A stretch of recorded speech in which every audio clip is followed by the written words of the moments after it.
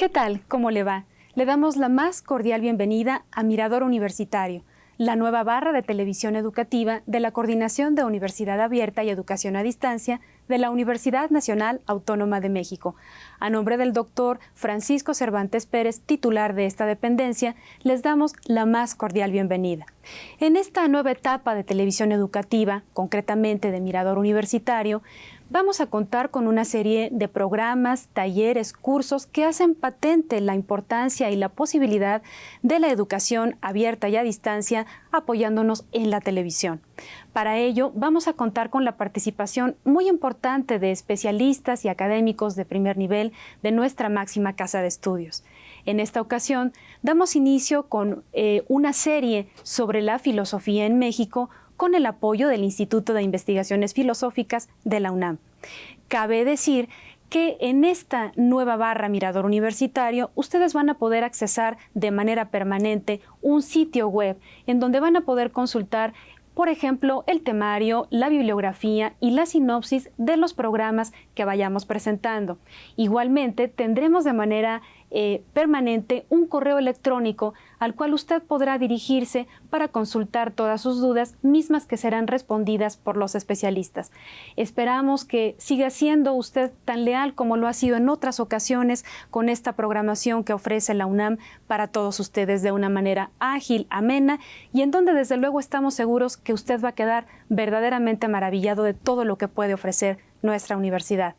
De esta manera, para dar inicio, me voy a permitir presentar al coordinador académico y conductor de esta serie, el doctor Alejandro Tomasini.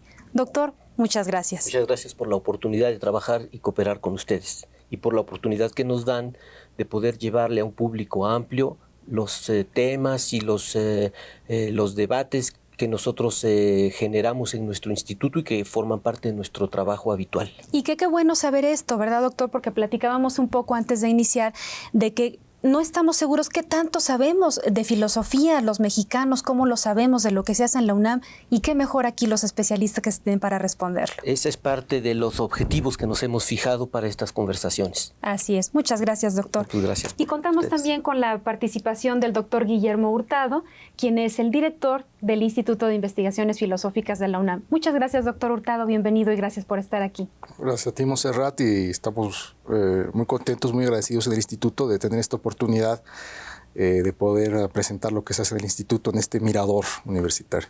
Muchas gracias. Y bueno, los dejo con los especialistas y cedo entonces la palabra al doctor Alejandro Tomasini, conductor de esta serie. Nos vemos pronto y continuamos. Muchas gracias. Bueno, Guillermo, antes de iniciar nuestra plática, quisiéramos presentarle al público un sondeo que se hizo en la universidad referente al conocimiento que se tiene por parte del estudiantado del Instituto de Investigaciones Filosóficas, al frente del cual estás tú ahora. Vamos a verlo. ¿Sabías que existe un Instituto de Investigación Filosófica aquí en la UNAM? No, la verdad no. No sabía. Sí, supongo que en la Facultad de Filosofía. Sí sabía. No tenía idea. ¿Dónde? Sí, aunque exactamente no sé dónde quede, pero sí he oído que hay un Instituto de Investigaciones Filosóficas. Sí lo sé. Yo sí. Yo no. ¿Y saben dónde está? Ay, sí no. No, pues no sabía. Sí, te digo que yo había escuchado ese instituto, pero la verdad no sé dónde está, no sé bien cuáles son sus actividades y pues sí, nada más. Bueno, gracias. Bueno, como habrás podido darte cuenta, no muchos universitarios saben que la universidad cuenta con un Instituto de Investigaciones Filosóficas, y si no son muchos los universitarios que saben eso, pues menos aún podemos esperar que lo sepa el público en general, la gente, el hombre de la calle, como se diría. Yo creo que el instituto tiene una función que cumplir, tiene una misión. ¿Cómo ves tú la labor del instituto dentro y fuera de la universidad? Sí. Bueno, claro, sí, nos gustaría que más gente conociera, ¿no?, el instituto, que no solo sepa dónde está, ¿no?, sino qué es lo que hace, ¿no? Quizá, mira, la labor fundamental del instituto es la investigación. es la investigación en filosofía, y a veces quizá para el público en general es difícil entender en qué consiste investigar filosofía. Sí. Te habrá pasado a ti seguramente, a todos nos pasa, los que trabajamos en el instituto, los que nos dedicamos a la investigación en filosofía, sí, que un vecino en el autobús o un conocido te pregunta, bueno, ¿y tú qué haces? Tú respondes, bueno, investigo filosofía. Y la respuesta, o sea, los deja en blanco. Investigar filosofía significa, sobre todo, ocuparse de una manera personal, individual, pero también de manera colectiva, de una serie de temas y problemas que se han ido gestando a lo largo de una tradición milenaria. La tradición filosófica es quizá la tradición epistémica, intelectual más antigua de Occidente. Entonces, eso supone el dominio de una serie de técnicas, de métodos, ¿no? El conocimiento de una serie de autores y de libros fundamentales, ¿no? Que son muy amplios, son muy vastos, ¿no? Y eso requiere una concentración y un trabajo muy específicos, ¿no? Entonces, el instituto está ahí para que cierto grupo de profesores universitarios, ¿no? puedan dedicarse de tiempo completo a la investigación. Esto fue el ideal originario de la formación del instituto, un ideal que fue planteado por Eduardo García Maínez a mediados del siglo pasado y que, pues, afortunadamente hoy en día es posible llevar a cabo ese sueño que tenía García Maínez de que pueda haber universitarios que se dediquen primordialmente a la investigación en filosofía. Sí. Sin embargo, en el instituto los investigadores no solo investigan filosofía, sino que tienen una actividad docente muy intensa. Todos los investigadores del instituto son también profesores a nivel universitario, primordialmente en la Facultad de Filosofía y Letras, pero también en algunos otros lugares. Y la tercera función fundamental del instituto es la difusión y la extensión del pensamiento filosófico.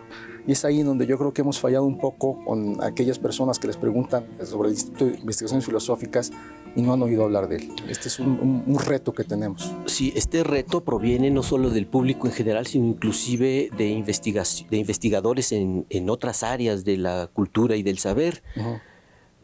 No sé si estés de acuerdo conmigo, pero a mí me parece obvio que mientras más intensa sea la interacción entre la investigación filosófica y las investigaciones de punta en distintas áreas de la ciencia, uh-huh. La vida política, la vida cultural, pues es mucho más positivo para la sociedad en su conjunto. Sí. Podríamos decir inclusive que es difícil saber en qué consiste la investigación filosófica, pero que cuando esta no se da, se resiente. Y quizá un caso concreto de esto sería el debate político en México. Uh-huh. El hecho de que haya habido poca filosofía política seria en nuestro país ha dejado un hueco que ha sido ocupado por periodistas, por gente que improvisa y gente que no tiene las herramientas suficientes para realizar análisis interesantes, importantes en el área de la política, uh-huh. y que es parte de nuestras funciones realizar. Hay alguna gente, algunas personas que se han abocado a este tipo de temas y más recientemente que en otras épocas. Pero en general esto ha pasado y así como ha pasado en el área de la filosofía política, ha pasado en otras áreas. Entonces parte de la función del instituto sería la de reactivar este trabajo de coordinación con las investigaciones y los problemas que nos agobian en todos los ámbitos, ¿no? Exactamente. O sea, la filosofía se ocupa de todas las cuestiones importantes del ser humano, ¿no? Desde problemas personales, existenciales, teológicos, morales, claro. Morales, ¿no? Que tienen que ver con la decisión personal, ¿no? O sea, ¿qué voy a hacer en este momento respecto a esta cuestión? Claro. Hasta cuestiones mucho más amplias, políticas, sociales, en fin, globales, mundiales, ¿no? Y sí, o sea, la filosofía tiene que estar presente. O sea, la filosofía no puede estar encerrada en un cubículo, en cuatro paredes, porque eso sería como traicionar al espíritu originario de los grandes filósofos, de ¿no? todos los Sócrates, salía a la calle, en la polis, a dialogar, ¿no? A increpar, a interactuar, ¿no? Sí. Era un personaje a veces difícil, ¿no? Pero incómodo, pero crítico, ¿no? El filósofo tiene que tener una actitud crítica, ¿no? Eso es fundamental, ¿no? Y sí, estoy de acuerdo contigo, ¿no? México necesita de la filosofía como cualquier otra sociedad, ¿no? Sí. Porque la sociedad misma pide, ¿no? En muchas ocasiones, constantemente, reflexiones de naturaleza filosófica, ¿no? Sobre los problemas que la están aquejando. Sí. Bueno, precisamente a mí me parece que una forma auténtica de entrar de valorar la filosofía y de hacerla apreciar por otras personas es no tanto discutiendo sobre lo que es la filosofía o lo que no es, sino adentrándose en problemas concretos. Pero antes de entrar en eso, quisiera yo preguntarte algo acerca de tu formación, de dónde te recibiste, dónde hiciste tus estudios de posgrado, para que el público en general te conozca también. Bueno, está bien. Yo estudié filosofía en la UNAM, en la Facultad de Filosofía y Letras. Tuve la fortuna de tener algunos extraordinarios profesores y también colegas muy buenos. Tomé un curso contigo hacia el final de mi licenciatura, que fue un curso inolvidable. Y luego fui a hacer un posgrado a la Universidad de Oxford en Inglaterra, ¿no? Fui becado por la universidad. Yo, desde algunos años antes, como desde la mitad de la carrera, había sido becario del Instituto de Investigaciones Filosóficas. El instituto tiene desde hace más de 3 décadas un extraordinario programa de formación de recursos humanos, ¿no? Sí. Un programa de becarios, ¿no? Que fue concebido en tiempos del doctor Salmerón, sí, cuando el doctor Salmerón era el director del instituto, y que le permitió al instituto generar cuadros de investigadores jóvenes educados en universidades de primer. No, de hecho yo mismo me beneficié de ese programa. Yo también fui becario en México y en el extranjero, como tú. Y regresamos con la formación, a trabajar en México con una formación adquirida en centros de filosóficos importantes. Sí, claro. Sí, ese ha sido Pero tú en la Universidad de Oxford sacaste 2 grados, lo cual no es tan usual.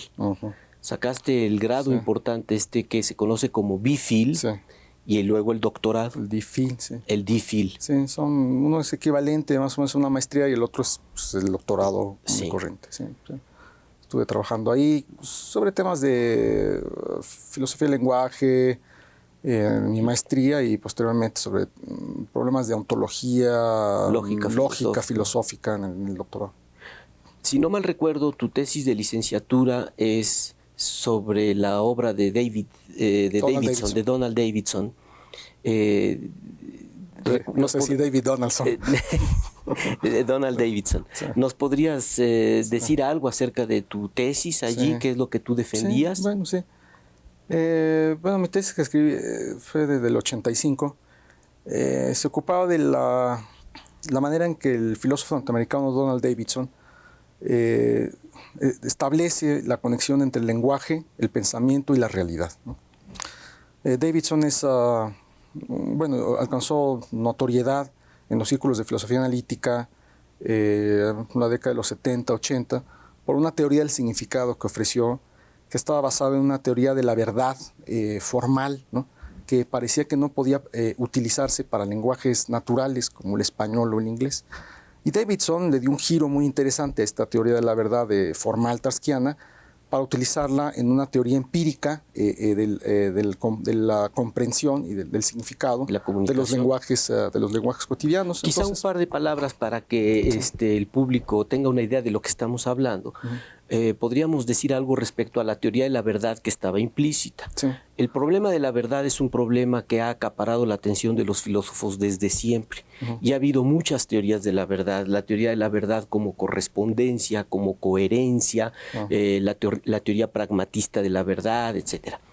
Pero de pronto se presenta un lógico polaco, judío, emigrado después a los Estados Unidos a raíz de la Segunda Guerra Mundial. Se llamaba Alfred Tarski, y Tarski elabora una teoría formal de la verdad, una teoría muy importante que se conoce como la teoría semántica de la verdad. Esta teoría semántica nos proporciona un esquema para dar las condiciones de verdad de cualquier oración que nosotros empleemos. Aparentemente el esquema es una trivialidad, pero en realidad fija las condiciones de verdad de los enunciados. Nos dice que una oración cualquiera, S o en español, es verdadera si solamente si lo que enuncia se da. O, ¿verdad? Entre comillas, nosotros empleamos las comillas para mencionar las cosas, es verdadera si solamente si aquello que está expresando es el caso. Entonces, esta teoría de la verdad es usada por Davidson para elaborar una teoría del significado. ¿Cómo se pasa de la verdad al significado, de la teoría de la verdad a la teoría del significado? Bueno, ese es todo el chiste de la teoría davidsoniana, ¿no? Nos estamos metiendo en un tema filosófico denso, importante, ¿no? O sea, quizá aquí habría que hacer algunas aclaraciones. Está bien. La pregunta es, ¿cómo es posible que una teoría que nos dice en qué condiciones una oración es verdadera, ¿no?, nos pueda servir para decirnos de una oración cuál es su significado, ¿no? O sea, ¿qué conexiones hay entre la teoría entre la verdad y el significado? Exactamente. Y esto yo creo que toca ciertas dimensiones o modalidades de la filosofía, ¿no?, que vienen muy de lejos, podemos decir incluso desde Platón, ¿sí?, de la conexión entre principios básicos o entre conceptos básicos. Tú recordarás que para Platón el ser y el bien, ¿no?, y la verdad, ¿no?, eran lo mismo, ¿no? La belleza también por ahí se empieza. Bueno, Davidson no nos está diciendo que la verdad y el significado sean lo mismo, ¿no?, sino que para comprender o esclarecer el concepto de significado tenemos que utilizar la noción de verdad. Es decir, que la noción de verdad es más básica en un sentido que la noción de significado. O sea, saber el significado de una oración es, nos diría Tarski, saber las condiciones en las que dicha oración es verdadera. Exactamente, esa es la idea. Pero lo interesante aquí además es que lo que había hecho Tarski en su teoría de la verdad es esclarecer el concepto de verdad con base en conceptos más básicos que el concepto de la verdad, que es el concepto de satisfacción, sí, y el concepto de referencia. Entonces lo que hace Davidson es como si estuviera pegando rieles, ¿no?, sí, de alguna manera, ¿no?, pedazos. Sí. Lo que hace es hacer una conexión, un esclarecimiento conceptual, un análisis conceptual muy amplio y muy rico, sí, porque va desde el significado, ¿no?, hasta la satisfacción y la referencia. Y sí, esto sí es un logro, pues es muy interesante. Yo quisiera enfatizar esta idea que mencionaste, porque era la intención de la pregunta, apuntaba eso. Conocer, entender lo que significa una oración, es saber bajo qué condiciones es verdadera y bajo qué condiciones es falsa. Cuándo es verdadera y cuándo es falsa. Y eso es entenderla. Y es de ahí de donde arranca la teoría la nueva teoría del significado. Sí, claro. Sí. Aunque es solamente parte, ¿no? O sea, sí, porque... Pero digamos que esto es importante por lo siguiente, perdón que te interrumpa, pero el punto es que en general la gente al hablar de comprensión o de verdad o de significado y quiere introducir elementos como aprehensión, capacidades mentales, cosas por el estilo, y aquí lo que nos están diciendo es no, mira, si tú sabes cuando una oración es verdadera y cuando es falsa, es porque entendiste aprendiste su contenido, entendiste lo que significa. Y eso le da mucha más solidez a la teoría y no introduce elementos innecesarios, ¿no? Me pregunto una cosa para regresar un poco al instituto también. Sí. En estos minutos hemos esbozado así brevemente una teoría de un filósofo contemporáneo, que es Donald Davidson, ¿no? Lo primero que llama la atención, o podría llamar la atención, es que estamos hablando de teoría, ¿no? Y esto indica que este filósofo Davidson tiene pretensiones, ¿no?, epistémicas, ¿no?, semejantes a las de la ciencia, ¿no? En el Instituto de Investigaciones Filosóficas, desde su fundación, hemos tratado de defender, ¿no?, y de generar, ¿no?, crear una filosofía que tenga aspiraciones teóricas, sistemáticas, ¿no?, Y una de las modalidades de esta visión muy general de la filosofía es lo que se conoce como filosofía analítica, ¿no? El instituto se le conoce en México y en el resto del mundo como un lugar en donde se ha cultivado esta concepción de la filosofía, que es la filosofía analítica, que es una filosofía que busca el rigor, la claridad en el discurso, ¿no? La exactitud en los conceptos, la ¿no? argumentación, el análisis, ¿no? Y en esto se asemeja, ¿no?, al trabajo científico, ¿no?, que es un trabajo riguroso, metódico, cuidadoso, sistemático, ¿no?, también. Sí. Ese es el tipo de filosofía que hemos tratado de hacer en el instituto. de desarrollar. ¿No? Y quizá a veces por eso, me atrevería a lanzar esta hipótesis, el trabajo que se hace en el instituto puede resultar a algunas personas algo como distante, ¿no?, o lejano de lo que a veces se entiende por filosofía, ¿no? Sí. Que es una reflexión a veces más ligada a cierto tipo de recursos estilísticos del periodismo, del ensayo, del discurso semirreligioso, semipoético, a las intuiciones, a las corazonadas, ese tipo de cosas, ¿no? Sí. Pero este tipo de filosofía que se hace en el instituto, bueno, sí es resultado, yo diría, de un proceso largo, ¿no?, y muy sólido en la filosofía mexicana del siglo XX. O sea, no llegamos ahí de casualidad, Claro, ¿no?, sino que fue todo un proceso de profesionalización, sobre todo, del trabajo filosófico que hacía en México, claro, para pasar del discurso semiliterario, de inspiración y del arrebato metafísico, sí, a un trabajo muy profesional, muy serio, que es lo que tratamos de hacer nosotros. Más técnico. Exactamente, técnico. Técnico en filosofía. O sea, digamos que podemos en general hablar de una filosofía blanda, una filosofía de improvisación, casi acercándonos a lo bohemio, y la filosofía profesional seria, que aspira a tener el mismo grado de rigor que cualquier disciplina científica, en donde hay resultados que son públicos, compartibles o no, refutables o no de manera objetiva, sí, y que pretende proporcionar claridad, sí, respecto a muchos temas de un modo que sea convincente y definitivo en la medida de lo posible. Exactamente, sí, o sea, así como algunos dicen que hay literatura light y literatura sólida, nosotros, sí, la aspiración en el instituto ha sido hacer una filosofía sólida. Claro. Esa es la cosa. Ahora, esta filosofía sólida, como la llamas, tiene que estar vinculada también a las actividades desarrolladas por otros colegas, digamos, universitarios, y no solo. Podemos hablar de filosofía de la ciencia, filosofía de la religión, filosofía política. En estos casos, por ejemplo, en filosofía de la ciencia, ¿qué importancia le concedes tú? Nosotros tenemos en el instituto un posgrado de filosofía de la ciencia, y esa es una rama muy importante para la filosofía mexicana y para la labor interdisciplinaria que también estamos tratando de realizar. Sí, por supuesto. Y es algo que esta preocupación por la filosofía de la ciencia pues nos viene desde muy lejos, ¿no? O sea, piensa, por ejemplo, en el positivismo de finales del 19, ¿no? Sí, que sostenía que la filosofía tenía que estar muy orientada hacia la ciencia, ¿no? O sea, las ciencias naturales, la física, las matemáticas, todo eso, ¿no? O sea que sí, en México hay una larga tradición, ¿no?, de cultivo de la filosofía de la ciencia. Tenemos un posgrado en filosofía de la ciencia que ya tiene unos 20 años.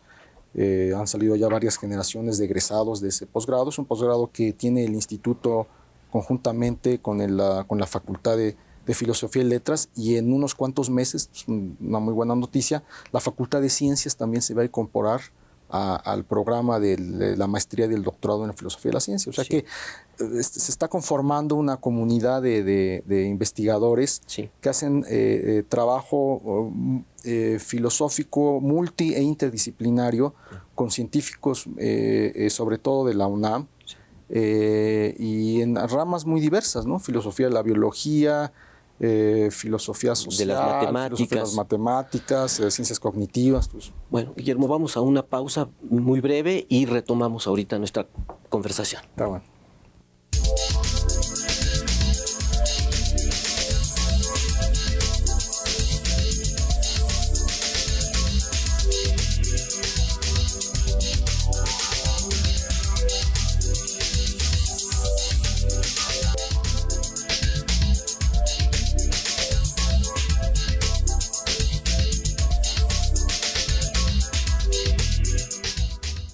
para ti la investigación filosófica?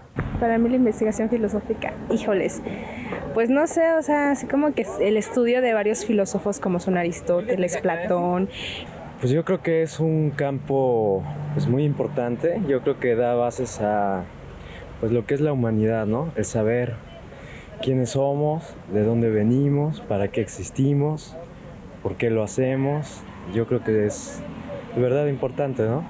Bueno, muchas cosas, pero la investigación de conceptos y de prácticas cotidianas que se llevan a un nivel más teórico y de problemas, distinta clase de problemas, desde problemas muy teóricos como los problemas metafísicos o los problemas, no sé, de filosofía del lenguaje, pero todo finalmente influye en las prácticas, digamos. No sé, es un poco la investigación del lenguaje influye en cómo vemos nosotros el lenguaje cotidianamente, hasta investigaciones como de ética, por ejemplo, como de bioética, que son más aplicables, o de filosofía del derecho, filosofía moral.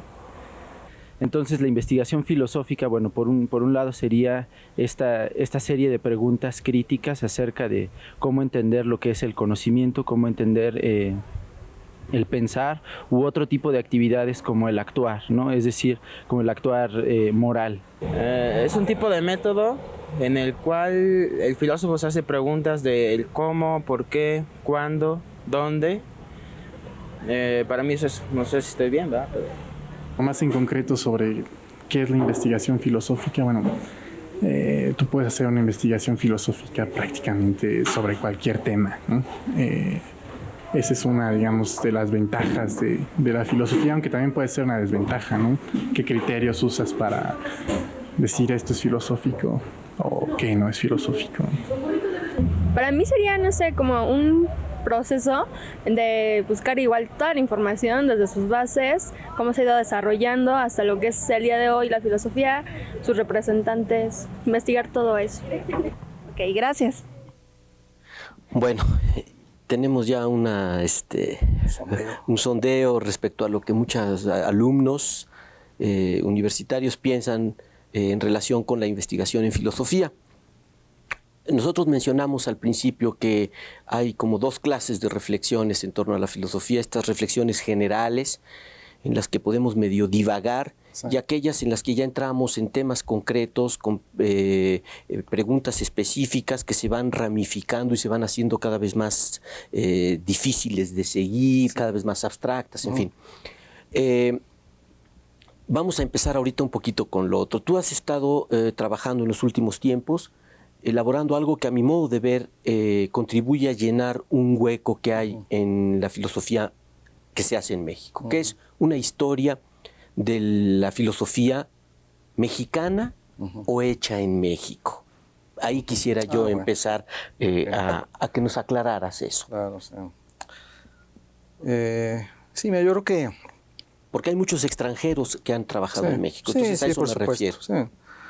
Yo creo que el estudio de la filosofía, el estudio de la historia de nuestra filosofía es muy importante. Yo creo que cualquier investigador de filosofía en México tiene que saber en dónde está parado. Se tiene que conocer la tradición filosófica de la que procede. De su país. De su propio país, ¿no? De sus maestros, de los maestros de sus maestros, ¿no? Y cuando digo también que tiene que saber en dónde está parado, ¿no? Yo creo que eso es más amplio, digo, porque yo creo que también tiene que conocer no solamente la tradición filosófica, sino la cultura, el contexto pasado y la situación presente. Yo creo que este ideal de trabajo filosófico situado, ¿no? Ha sido defendido en México por muchos de nuestros maestros, Leopoldo Sea, Luis Villoro, ¿no? Y tiene que ver con la idea de que la filosofía tiene que ser un trabajo intelectual auténtico, ¿no? Es decir, el filósofo mexicano tendría que pensar los problemas universales de la filosofía desde su propia perspectiva, ¿no?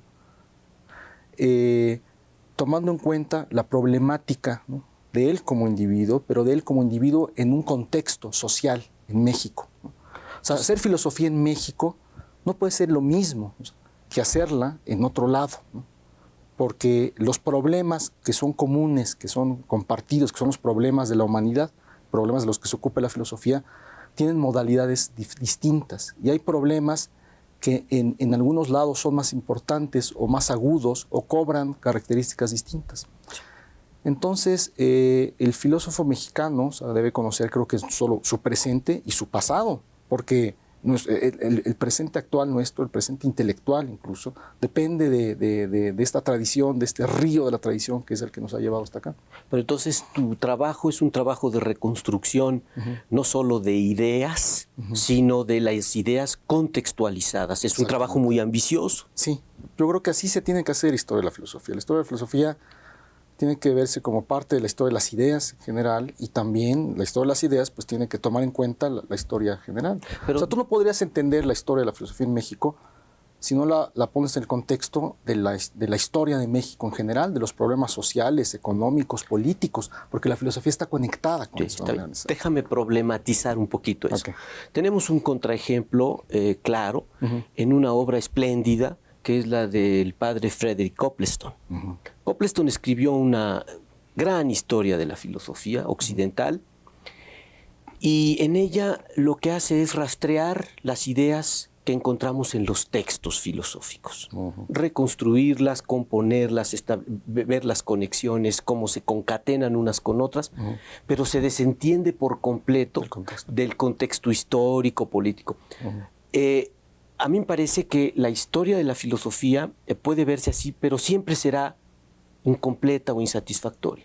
Podemos entender por qué Spinoza dice lo que dice sobre la sustancia, pero si no entendemos el trasfondo que hace importante la noción de sustancia, pues entonces va a haber cosas que se nos van a escapar. Y un poco esto es lo que yo creo que tú estás diciendo, que este es un trabajo paralelo, pero que uno no puede ir en detrimento del otro, sino que tienen que darse los dos. Sí, y sobre todo, bueno, sí, son como dos maneras de hacer historia de la filosofía. Una internista, podría llamarse, o sea, interna a los propios textos, a las polémicas estrictamente filosóficas, y una externista, ¿no? Que toma en cuenta contextos sociales, económicos. Se pueden hacer las dos, estoy de acuerdo contigo, pero yo creo que, bueno, la historia que a mí me interesa es esta historia más amplia, porque en mi caso está conectado, este estudio de la historia de la filosofía en México está conectado con otro tipo de consideraciones acerca de cómo debería ser la filosofía que hacemos en México, ¿no? O sea, qué es lo que está mal con la filosofía en México actualmente, con las prácticas, con las instituciones, ¿no? De la filosofía mexicana contemporánea, y hacia dónde deberíamos ir. Eso es un problema que a mí me importa, es un problema que podríamos llamar de metafilosofía o de metafilosofía práctica, ¿no? De hecho, podríamos sostener lo siguiente.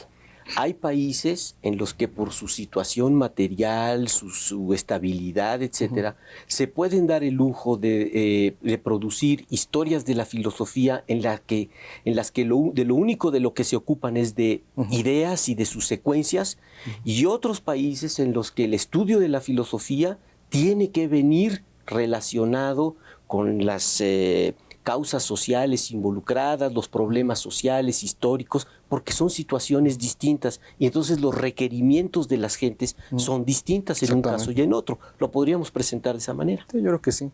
Y nosotros necesitamos una historia de las ideas desarrolladas en México, pero como un reflejo o una reacción frente a las situaciones por las que nuestro país ha atravesado. Y eso es tan legítimo como lo sería la historia de la filosofía de Copleston. Sí, exactamente. Sí. Mira, yo creo que la filosofía en México en el siglo pasado, simplificando quizá demasiado, ¿no?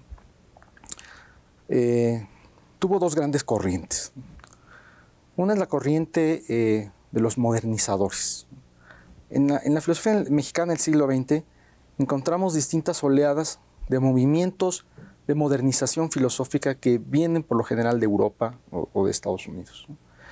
Tenemos a principios de siglo una corriente de filosofía francesa.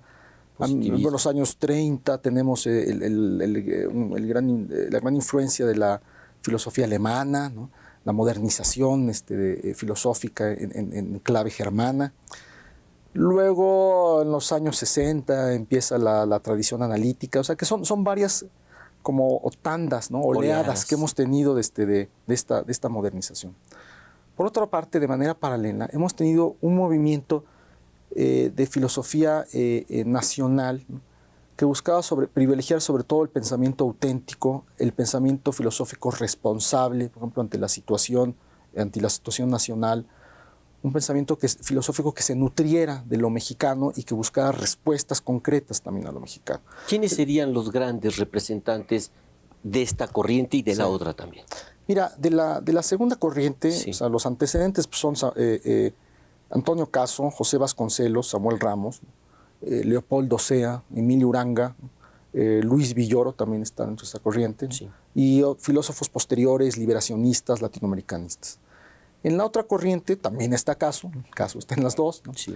El mismo Ramos también, García Maínez, el fundador del instituto, sí, José Gaos, Eduardo Nicol, el Villoro también está en esa otra corriente, Alejandro Rossi, en fin, son otros investigadores y profesores que están en esa corriente.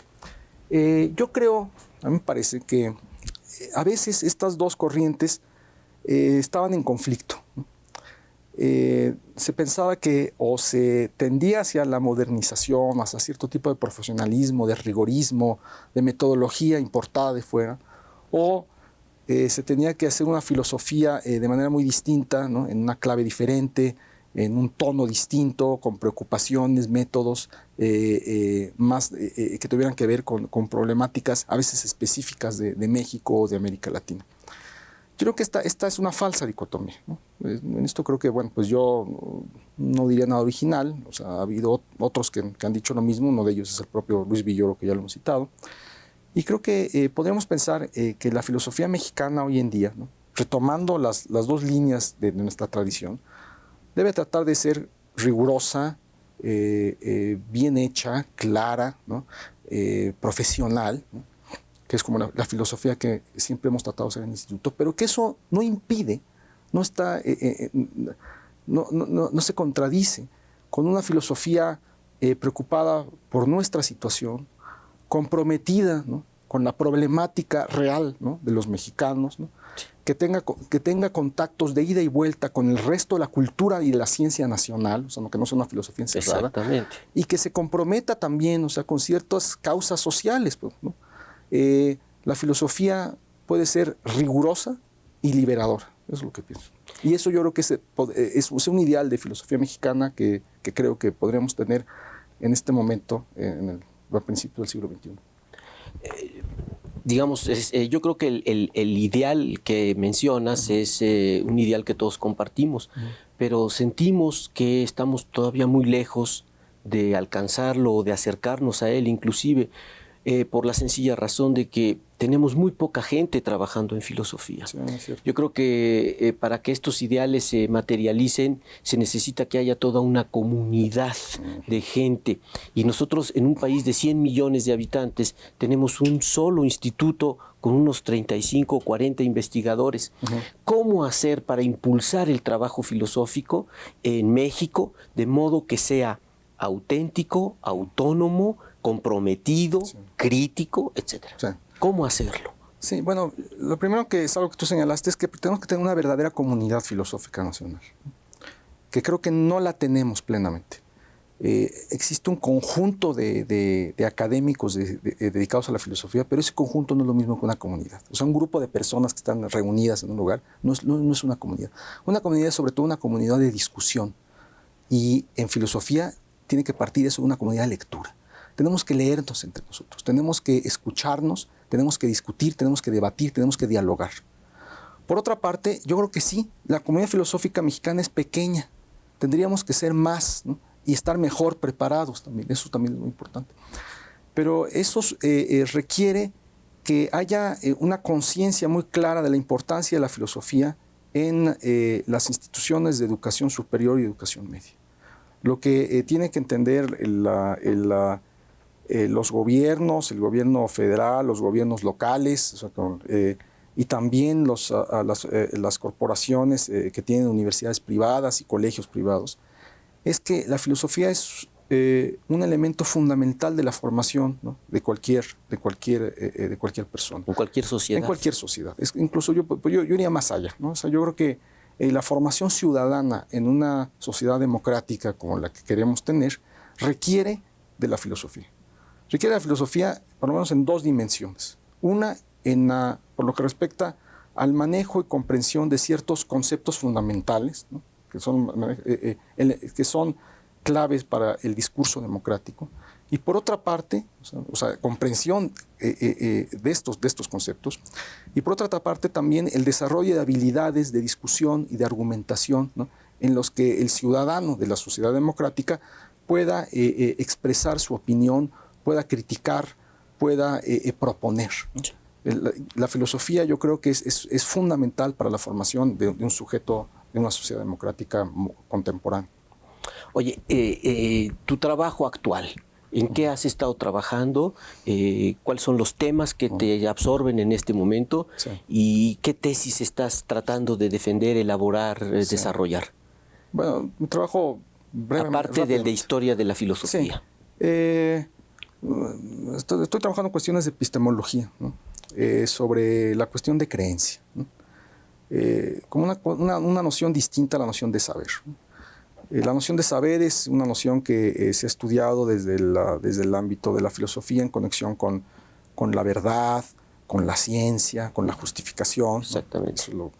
Y a mí me interesa, en cambio, en este momento la noción de creencia, ¿no? Una noción y especialmente una creencia que puede tenerse de manera cotidiana, ¿no? Sin justificación, sin conciencia de su verdad o no, y sin conexión con la ciencia. Es decir, la creencia como una forma de estar en el mundo, ¿no? Como una manera de estar dentro de una red, ¿no? de ideas, ¿no? Muchas de ellas heredadas, ¿no? por una tradición, por una comunidad, y de qué manera nosotros vivimos y nos movemos en esa comunidad con esas creencias. ¿Pero estarías entendiendo una creencia como un estado mental o de otra manera? No como un estado mental, ¿no? Casi un estado casi vivencial, ¿no? O sea, la creencia como algo que se vive en ella, se tiene, ¿no? Ortega y Gasset, en un ensayo que se llama Ideas y Creencias, decía que algunas de nuestras creencias no las tenemos, sino que nosotros estamos en ellas, ¿no? Son creencias fundamentales, básicas, o sea, que son como nuestra brújula o nuestro horizonte en el cual nosotros nos movemos, ¿no? Nosotros vivimos. ¿Te estarías refiriendo o tendrías en mente esto que Wittgenstein presenta en su libro sobre la certeza? Esta idea de que para cada afirmación que nosotros hacemos hay siempre una red de creencias como trasfondo sobre la cual esa afirmación o esa creencia que se tiene adquiere sentido, y que sin ese trasfondo pues sencillamente no hay tal creencia. Simplemente hay un sistema de creencias operando permanentemente y que forman nuestra cosmovisión, por así decirlo. Este sistema que nunca cuestionamos. Por ejemplo, nosotros podemos hablar de que Europa está a no sé cuántos kilómetros de aquí, podemos viajar o podemos ir, etcétera, pero estamos asumiendo permanentemente que la Tierra es redonda y que hay un sistema solar, pero que la Tierra no es plana, y no estamos aludiendo permanentemente a ese no la estamos sistema. justificando, La damos por sentada y seguimos adelante. Ese es el terreno sobre el que caminamos, ¿no? Y pues incluso es el terreno sobre el que incluso fundamos la ciencia. O sea, pero en mi caso este interés en las creencias también tiene como un propósito también que está al fondo, ¿no? Que es comprender cierta dimensión de la vida humana. Pero a mí me llama mucho la atención eso que dices de que la creencia o que la clase de creencias que a ti te interesan son las creencias que no tienen ninguna conexión con la verdad.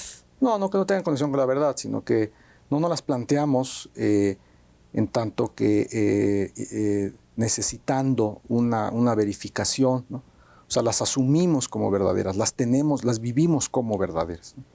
Pueden ser creencias científicas o creencias de otra naturaleza. De otra naturaleza, sí. ¿Cómo cuáles? Por ejemplo, tú mencionaste algunas ahora, ¿no? De que hay un piso siempre que es el que caminamos. Son creencias que muchas veces podrían parecer pues, banales, triviales, pero que, bueno, o sea, son parte de nuestra vida y también son, por así decirlo, el piso, ¿no? Sobre el que nosotros levantamos, ¿no? Otro edificio de creencias. ¿Incluirías dentro de este sistema de creencias religiosas?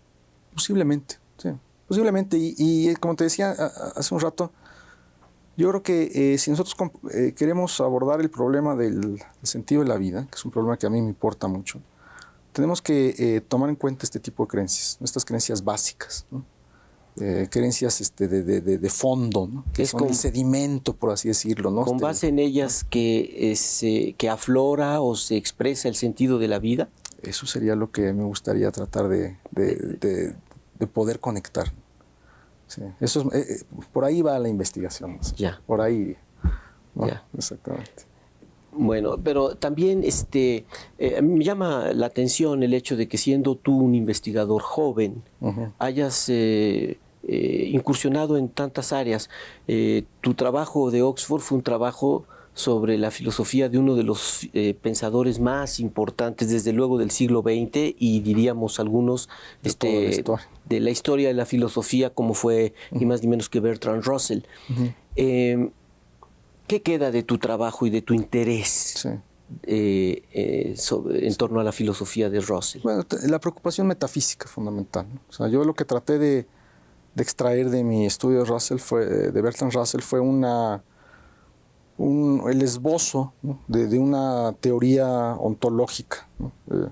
Que es la última parte de mi libro, ¿no? Tratar de proponer una teoría en la que se den las nociones básicas, ¿no? de una ontología, ¿no? Nociones como las de objeto, propiedad, función proposicional, hechos, forma, lógica, en fin, y eso está conectado de alguna manera también con esto que sigo haciendo. Bueno, tú recuerdas la famosa distinción de Strawson entre metafísica descriptiva y metafísica revisionista. Entonces, ¿tú estarías tratando de presentar a Russell, de reconstruirlo como un metafísico descriptivo? Creo que sí.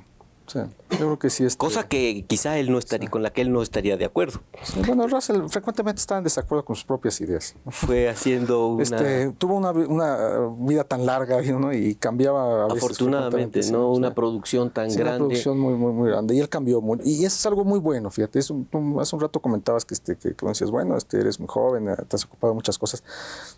Yo creo que cuando uno hace filosofía y la hace con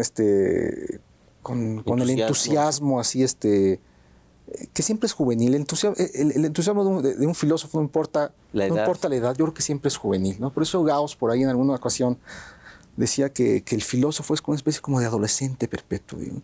Porque siempre se está haciendo preguntas, ¿no? A veces sobre cosas aparentemente como muy sencillas, ¿no?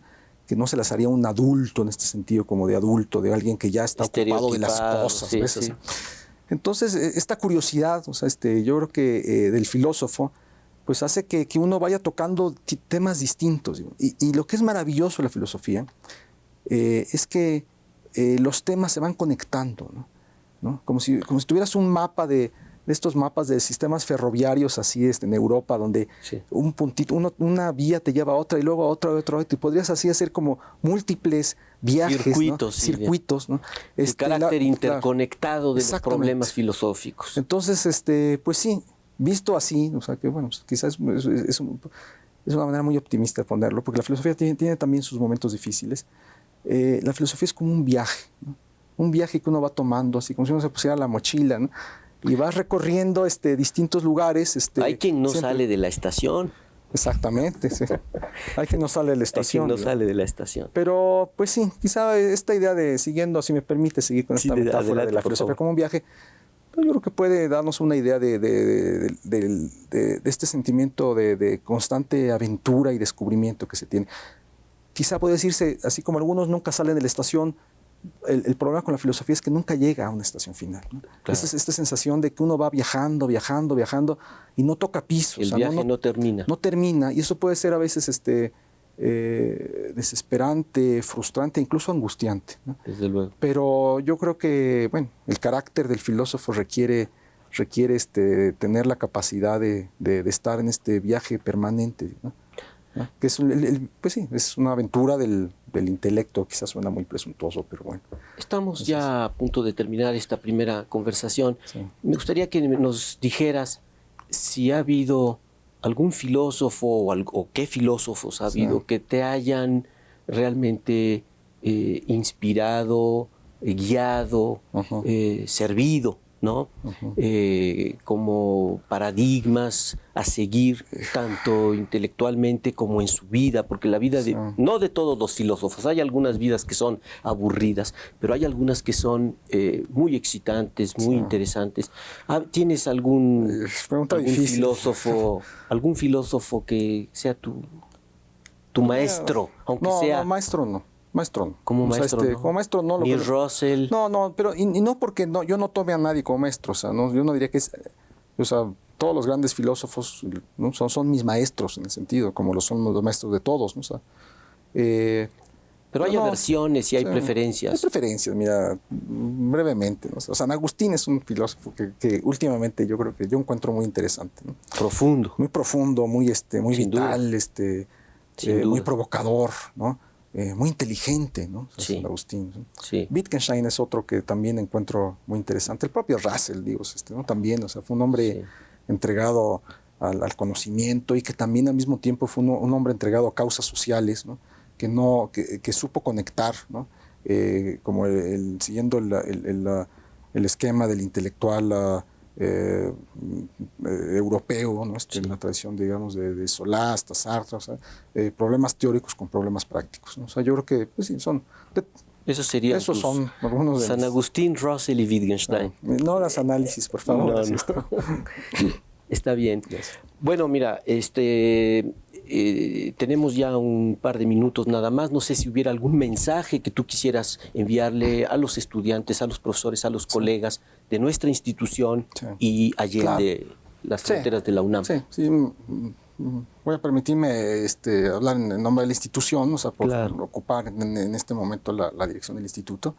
En el instituto ahora tenemos varios proyectos y programas que queremos establecer para abrir mucho más el instituto al resto de la comunidad filosófica y a la comunidad nacional, ¿no? O sea, vamos a tener muy pronto programas que van a permitir, yo creo que se conozca más al instituto, que el instituto se conecte más con la comunidad filosófica del país, que el instituto tenga algo que decir sobre los problemas nacionales, ¿no?